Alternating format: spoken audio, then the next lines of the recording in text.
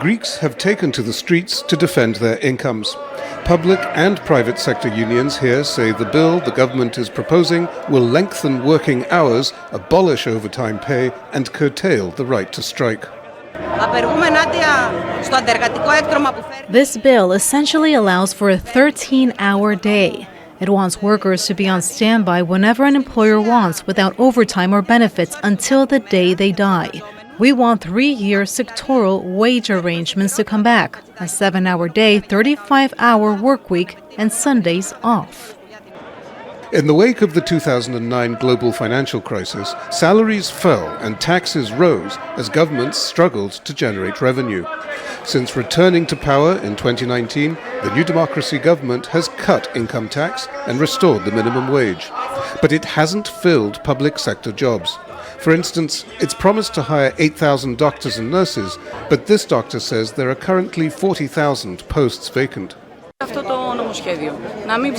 It's a provocative bill for health workers. The government is saying two things: that we have to work overtime to cover unfilled jobs and we won't be paid extra for overtime.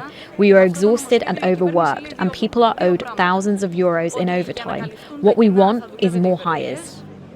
This bill stems from a 2019 European Labour Directive that attempts to strike a balance between employer flexibility and job security. Unions say New Democracy got that balance wrong. Labour experts say the law imposes too few commitments on employers. For example, an employer can hire someone on a trial basis for up to a year before committing to them.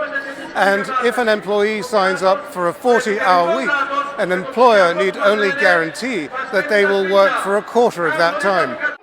Greece isn't a developed economy in the Western sense. 90% of employment is provided by small businesses hiring fewer than 10 people.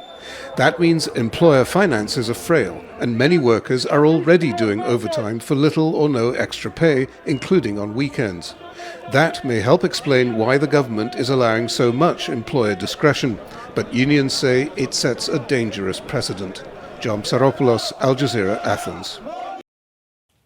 Make sure to subscribe to our channel to get the latest news from Al Jazeera.